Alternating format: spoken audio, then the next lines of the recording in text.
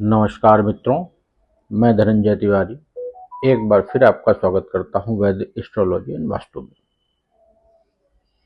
जय महामाई भुवनेश्वरी माई, आपकी कृपा सब पे बरसती रहे और मेरे गुरुजनों का आशीर्वाद मुझ पर सदा बना रहे। आज हम बात करते हैं कुछ वेदों ग्रंथों के अनुसार ग्रहों को समझना और ग्रहों की भाषा, ग्रह कैसे बोलते हैं। क्योंकि जैसे हमने किसी भी एक ग्रह को ले लिया, हमारे जीवन में, हमारी कुंडली में सिर्फ 2 छाया ग्रह मिलाकर 9 ग्रह ही होते हैं, लेकिन 9 ग्रहों से हम जीवन के भांति भांति की चीजों को, रिश्तों को, सभी को देखते हैं। अभिप्राय यह है कि एक ग्रह एक चीज पर ही प्रकाश नहीं डालता है, एक ग्रह सभी कई बिंदुओं पर प्रकाश डालता है। एक ग्रह की अपनी भाषा है, लेकिन वो भाषा वो कैसे कह रहा है। हमारे भृगुनंदी जी कहते हैं, हमारे पूज्य गुरु जी कहते हैं कि ग्रह के आगे ग्रह और पीछे ग्रह दोनों से मिलकर उसका वाक्य बनता है। किस नक्षत्र में बैठा है, नक्षत्र का बहुत बड़ा रोल है। ये तो हमारे वाल्मीकि जी ने भी नक्षत्रों का बहुत अच्छा और उन्होंने सारांश करके नक्षत्रों के देवताओं से जोड़ते हुए कुछ श्लोकों का भी वर्णन किया है। जैसे कि एक श्लोक आपके आगे मैं पढ़ता हूं, ततो यज्ञे समाप्तो तु ऋतूनानाम षट् समप्युते ततश्चा द्वादशे मासे चैत्रे नवामिके तिथौ नक्षत्रे अदिति दैवत्ते, मतलब जिसकी अदिति माता देवता है, उस नक्षत्र में भगवान प्रभु का जन्म हो रहा है। कब? जब 6 ऋतुओं के बाद 7वीं ऋतु आ रही है। ठीक है, यज्ञ समाप्त होने के बाद द्वादशे मासे चैत्र, चैत्र की 9वीं को। अब उसमें ये लिखा गया स्व उच्च संस्थेषु पंचसु ग्रहेश कर्कटे लग्ने, कर्कटे लगने का मतलब कर्क लग्न स्थित थी, वाक पातो इंदु नाम से। अब यहां अदिति का नाम जोड़ा गया। अदिति के नाम से हमको कहां पहुंचना पड़ेगा? अदिति के नाम से हमको पहुंचना पड़ेगा पुनर्वसु में। तो हर शब्द के पीछे कुछ न कुछ कारण होता है। ऋषि मुनियों ने यूं ही किसी चीज का उल्लेख नहीं किया है। जैसे कि हम बात कर लें सूर्य की। सूर्य हमें क्या क्या देता है?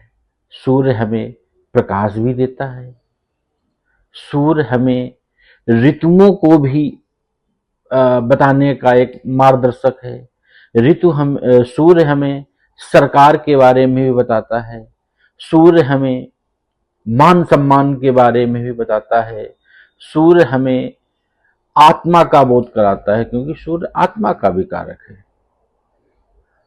सूर्य कई ऐसी, सूर्य पिता का भी कारक है, सूर्य पिता के बारे में भी बताता है। तो अब एक ग्रह से कैसे, कहां कहां क्या जोड़ना है? बहुत सारे ज्योतिषों को, अभी सूर्य मेष राशि में 0 से 10 डिग्री के बीच में ही उच्च का क्यों होता है? अपनी राशि में, सिंह राशि में, 5वें नंबर की राशि में भी तो उच्च का हो सकता था। व्यक्ति अपने घर पर है, अपनी राशि पर है, अपने घर पे उच्चता न प्रदान करते हुए अपने मित्र मंगल की राशि पे सूर्य उच्च का हो रहा है। तो कुछ तो ऋषि मुनियों ने इसके पीछे कारण देखा होगा, कुछ तो ऐसा उन्होंने देखा होगा जिससे उन्होंने यहां पर सूर्य को उच्च बताया, ऐसा प्रमाण दिया। मेरा जहां तक अपनी दृष्टि है, मैं जहां तक उसको समझ पा रहा हूं, क्योंकि मैं इसी में एक छोटी छोटी रिसर्च कर रहा हूं। मैं देखना चाहता हूं कि पहले के ऋषि मुनि कैसे त्वरित ग्रहों से लाभ ले लेते थे।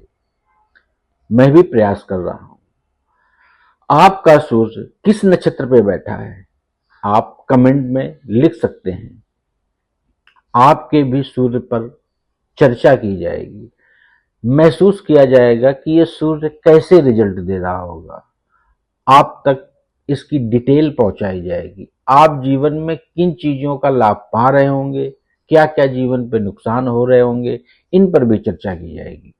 लेकिन इसके लिए आपको कमेंट में लिखना पड़ेगा आपका सूर्य किस राशि पे कितने डिग्री का है। आपको नक्षत्र नहीं पता है, आप मत लिखिए। आप ये तो लिख सकते हैं ना, आपका सूर्य फलाने नंबर पे इतने से इतने डिग्री के बीच में स्थित है, किस भाव पर स्थित है। भाव भी बहुत महत्वपूर्ण है, क्योंकि अगर एक राशि अपना कार्य कर रही है तो उसके अंदर बैठे सूक्ष्म रूप से 3 नक्षत्र, जिनके हर नक्षत्र के 4-4 चरण हैं, मतलब 9 चरण मिलकर भी एक स्टोरी लिख रहे हैं।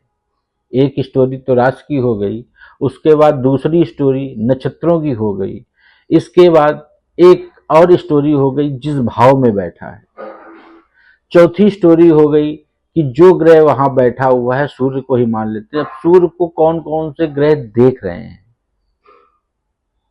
हर व्यक्ति को जैसे अपने घर में सुकून मिलता है, अपने घर के भी अपने कमरे में सुकून मिलता है, अपने कमरे के भी एक ही बेड पर सुकून मिलता है, ऐसे ग्रह हैं। तो ग्रहों को भी समझना पड़ेगा। मेरा जो मानना है, सूर्य 0 से 10 डिग्री तक उच्च के माने जाते हैं, जिसमें 10 डिग्री के परम उच्च के होते हैं। क्योंकि मेष राशि अग्नि तत्व की राशि है। सूर्य भी अग्निशील है। सूर्य को जल देने से पहले भी हमें अग्नि का ध्यान करना चाहिए। माँ गायत्री भी प्रकाशवान है, उनका स्मरण करना चाहिए। सूर्य को जल देना यूं ही नहीं दे दिया जाता है, जल लिया और अर्पित कर दिया। हर चीज के पीछे लॉजिक है, कारण है। जब हम उन तरीकों से जो ऋषि मुनियों ने लिखे हैं उनके अनुसार हम किसी भी देवता का जप तप यज्ञ हवन जो भी कर्मकांड करते हैं उसका विशेष लाभ मिलता है। तो 0 से 10 डिग्री तक विशेष उच्च के माने जाते हैं। 10 के बाद फिर इनमें वो पावर देखने को ऋषि मुनियों को नहीं मिली। यहाँ क्या देखा गया, पहले नक्षत्र है अश्विनी नक्षत्र। अश्विनी कौन है ये मैंने वीडियो में चर्चा कर चुका हूं। अश्विनी है हमारे देवताओं के वैद्य। वैद्य के पास भी एक ऊर्जा होती है, और सूर्य भी हमारे जीवन में वैद्य के तरीके ही काम करते हैं। सूर्य से हमें वो चीजें मिलती हैं जैसे विटामिन डी, कहीं नहीं मार्केट में पाई जाती, सूर्य से ही मिलती है। हमारे सूर्य जितने भी हमारे खान पान की चीजें हैं, इन सब को सजीवनी देने का काम सूर्य करता है। क्यों करता है? क्योंकि उच्च का इसीलिए ऋषि मुनियों ने माना कि ये जब एक वैद्य के साथ रहेंगे तो इनकी विशेषताएं बढ़ेंगी। इसके बाद ये जो नक्षत्र है अश्विनी कुमार, इसके स्वामी केतु हैं। केतु का स्वभाव मोक्ष। मोक्ष कब प्राप्त होता है? मोक्ष हमें तब प्राप्त होता है जब हम इस मोह माया के बंधन से मुक्त हो जाते हैं। हमारे दिमाग में, हमारे अंदर, हमारे आत्मा में एक नए ज्ञान की उत्पत्ति होती है। जब एक नए ज्ञान की उत्पत्ति होती है तब एक नया प्रकाश हमारे अंदर जागृत होता है। सूर्य वही प्रकाश है। सूर्य प्रतिदिन नई नई तरीकों की एनर्जियां हमको देता है, जिससे नई नई प्रकार की वनस्पतियां पैदा होती हैं। इसलिए हमारे ऋषि मुनियों ने इसको यहाँ पर उच्च का माना, क्योंकि यहाँ पर इसकी पावर विशेष देखने को मिली, विशेष स्थितियां यहाँ पर बनी। सूर्य की चीजें इनसे मैच करती थी। इसी प्रकार सारे ग्रहों की अपनी अपनी कोडिंग है, और धीरे धीरे हम एक एक ग्रह के बारे में समझेंगे। आज विषय था सूर्य का। तो अगर आप भी और डिटेल में जानना चाहते हैं तो आप हमारे व्हाट्सएप नंबर पर 9935 862870 पर भी संपर्क कर सकते हैं, या आप कमेंट में आपका सूर्य किस राशि पे बैठा है, क्योंकि मैं उन्हीं बातों पर विश्वास करता हूँ जो हमारे वेदांग के अंदर है, जो वेदों में लिखी हैं, जो हमारे ऋषि मुनियों ने लिखी हैं। मैं अन्यथा किसी चीज में विश्वास नहीं करता, क्योंकि सही दिशा में किया गया कार्य का ही रिजल्ट मिलता है। कोई भी रिजल्ट ऐसे नहीं मिलता है कि हमने कर रहे हैं, नहीं, सही दिशा में किया गया कार्य ही आपको सही रिजल्ट देगा। तो मैं चाहता हूँ सभी के जीवन में सही रिजल्ट आए, जिससे लोग लाभ प्राप्त कर सकें। मेरा तो यही उद्देश्य है। इसी के साथ मैं आप लोगों से विदा चाहूँगा। नमस्कार।